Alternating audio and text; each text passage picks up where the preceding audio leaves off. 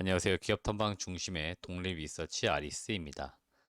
이번 영상에서는 리튬에 관련돼서 좀 알아보려고 합니다. 최근에 주식시장에서 리튬 관련된 기업들이 굉장히 많이 등장을 하고 있습니다. 개인적으로는 리튬이 매우 중요하다는 것들 알고는 있지만 지금 등장하고 있는 기업들의 그 사업적인 내용을 보았을 때는 그 실현 가능성이 좀 낮다라고 보고 있습니다. 그 이유들이 뭐 몇 가지가 있겠지만, 그리고 아직은 뭐 초기 단계라서 예단하기는 좀 어렵지만, 지금 등장하는 그 기업들의 어떤 재무 상태라든지, 또 지금까지 해왔던 사업의 구조, 그리고 그 기업들의 지분 구조, 이런 것들을 좀 보았을 때는, 오히려 작전에 좀 가까운 기업들이 굉장히 많이 있습니다. 그래서 좀 주의가 필요하다는 말씀을 먼저 드리는 거고, 우리가 리튬이라고 하는 게 과연 어떤 거고 왜 이렇게 주목을 받고 있는지, 그리고 리튬도 종류가 이제 여러 가지 있는 것 같은데요. 어떻게 뭐 들여오고 또 재련을 하고 하는지 그런 것들 좀 같이 알아보려고 합니다. 자, 우선 영상을 좀 보시기 전에 구독과 좋아요, 알람 설정 꼭 부탁을 드리겠습니다. 자, 그럼 리튬에 대해서 같이 알아보도록 하겠습니다. 네, 리튬은 양극재의 핵심 원자재로 들어가는 주기율표상 가장 가벼운 금속으로 활성이 높고 전류가 쉽게 흐른다라는 특징이 있습니다. 리튬의 대부분은 토양, 암석, 자연수의 미량으로 분포하나 높은 반응성으로 순수한 형태로는 자연 내에서 발견하기가 어려워서 화합물 형태로 가공 후에 이용을 하고 있다고 합니다. 전기차 시장 확대로 핵심 부품인 배터리 및 배터리용 광물 수요가 급증을 하고 있다 보니까 최근에 리튬에 대한 수요가 늘고 있는 상황이고요. 하이니켈 배터리 확대로 수산화 리튬 수요가 증가가 되고 있는 추세입니다. 2026년에는 탄산 리튬 수요를 앞지를 것으로 전망이 되고 있고요. 장기적으로 볼 때 2030년까지 대략 2020년 대비 10배 이상 그 수요는 증가할 것으로 예상되고 있기 때문에 그만큼 리튬에 대한 수요는 폭발적으로 증가를 좀 하고 있다. 이렇게 보시면 됩니다. 네, 리튬의 생산 방식을 좀 비교해 놓은 표입니다. 증권사에서 정리가 잘 된 내용이 있어서 제가 그 내용을 다시 좀 보기 좋게 정리해 보았습니다.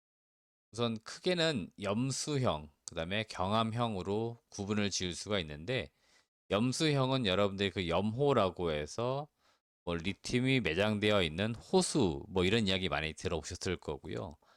경함형 같은 경우에는 일종의 광석 형태로 좀 되어 있는 걸 경함형 이렇게 구분을 짓는 것 같습니다.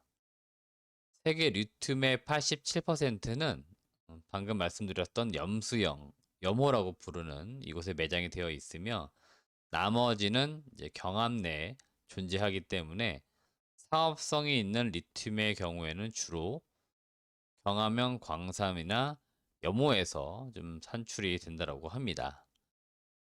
염호형은 수백 일 동안 염호에서 태양광 증발 과정을 통해 리튬 함량을 약 1에서 6% 축적을 하고 화학 공정을 통해서 다른 원소를 제거하며 용매에서 탄산 리튬을 추출을 한다고 합니다. 그래서 쉽게는 염수형 또는 염호용에서는 탄산 리튬을 주로 추출한다. 이렇게 보시면 됩니다. 자, 이렇게 염수 방식으로 얻어낸 탄산 리튬은 수산화 리튬으로 어떻게 보면 바꿔주는 이제 그런 가공 과정이 필요합니다. 그래서 비용이 좀 상승을 한다는 그런 특징들을 또 가지고 있습니다. 경화면 같은 경우에는 리튬을 함유한 스포듀민 광석을 분쇄하고 분리, 선광을 거쳐서 리튬 성분이 농축된 리튬 정광을 얻고 세부 가공, 여기서 세부 가공이라고 하는 것은 고온 가열이나 농축, 여과, 황산이나 석회를 투입하는 이러한 과정들을 거치게 됩니다. 그러면은 탄산 리튬 그리고 수산화 리튬으로 변환이 된다고 합니다.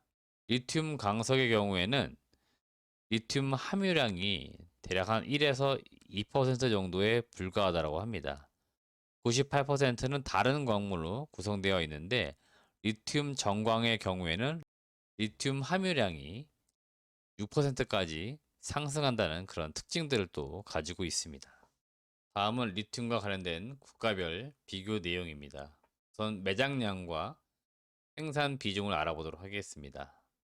전 세계 리튬 매장량의 67%는 호주하고 칠레에 위치를 하고 있다고 합니다. 경제적으로 채굴 가능한 고품위의 리튬이 호주하고 칠레 두 개 국가에 가장 많이 분포되어 있는데요. 호주의 경우에는 주로 경함형 매장이 많고 서해안에 고품위 스포듀민이 다량으로 부존되어 있는 그런 리튬이 많이 매장되어 있다고 합니다.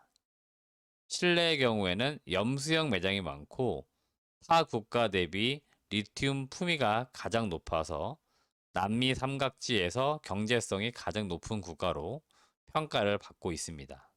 리튬 생산량 같은 경우에는 2020년도 기준으로 볼 때 호주, 칠레, 그리고 중국이 전체 생산량의 90%를 차지하고 있습니다. 호주의 경우에는 4개 광산이 전 세계 리튬 생산의 48%에 달할 정도로 특정 4개 광산에서 생산이 상당히 많다라고 보시면 되겠고, 스포듀민을 대량으로 채굴하면서 2016년부터 칠레를 제치고 리튬 생산국 1위로 부상을 하고 있습니다. 칠레는 한 개의 염호가 생산의 26%를 담당을 하고 있다고 합니다. 정부 통제 아래 민간 기업 2개 회사가 과점 형태로 지금 생산을 하고 있습니다. 중국의 경우에는 전 세계 생산 비중의 16%로 저품위 리튬 생산이 대부분이고 자원 보존 등의 이유로 여타 자원국 대비해서는 상대적으로 생산량은 적은 편입니다. 이에 따라 중국산 리튬은 낮은 품질과 높은 처리 비용이라고 하는 단점을 또 가지고 있습니다. 다음은 리튬과 관련돼서 중요한 내용들 중에 하나가 바로 재련 기술인데요. 이 재련과 관련된 내용을 좀 알아보도록 하겠습니다. 전 세계 각 국에서 채굴된 리튬은 주로 중국으로 운반이 됩니다. 그리고 운반된 이후에 중국에서 고순도 리튬 화합물로 재련을 하게 됩니다. 염호와 경암에서 리튬을 추출하는 기술은 중국 기업이 가장 많이 보유하고 있으며 낮은 환경 기준과 저렴한 생산비 덕택에 중국이 리튬 화합물 생산의 대부분을 지금 차지를 하고 있습니다. 2022년도 기준으로 전 세계 리튬 재련 비중에서 중국이 차지하는 비율은 65%에 달하고 있습니다. 특히 수산화 리튬은 중국이 확실한 기술적 우위와 생산 이점을 보유하고 있어서 2022년도 기준으로 볼 때 생산되는 수산화 리튬 중에서 중국이 생산하는 비중은 75%에 달하고 있습니다. 다음은 이제 한국이 리튬을 어느 나라에서 많이 수입을 하는지 이런 것도 알아보려고 하는데요. 국내 소재 및 배터리 기업은 탄산 리튬을 수입해서 가공하기보다는 수산화 리튬을 직접 수입을 하고 있습니다.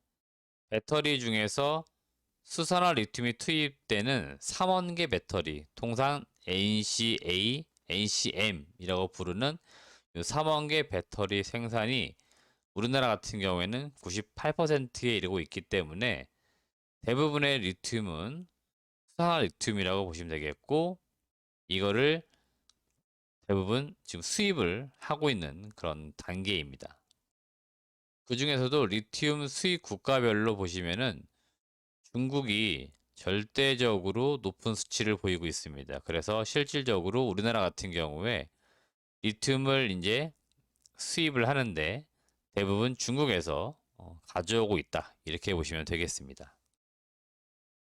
양극재용 수산화 리튬을 직접 생산하는 국내 기업은 에코프로라고 하는 그 기업의 자회사 에코프로 이노베이션이 있습니다. 에코프로 이노베이션은 탄산 리튬을 수입해서 수산화 리튬으로 전환하는 공정을 운영 중에 있습니다. 그리고 또 하나의 그룹이 바로 포스코 홀딩스 그 밑에 있는 포스코 리튬 솔루션이라고 하는 기업이 있습니다. 포스코가 아르헨티나 현지에서 생산한 탄산 리튬을 국내로 들여와서 수산화 리튬으로 정제 가공해서 판매하는 법인입니다. 올해 상반기 전남 광양에 수산화 리튬 정제 공장을 착공하기 시작을 해서 2025년 하반기 정도에 준공할 계획입니다. 이상으로 영상을 마치도록 하겠습니다. 시청해주신 여러분 고맙습니다.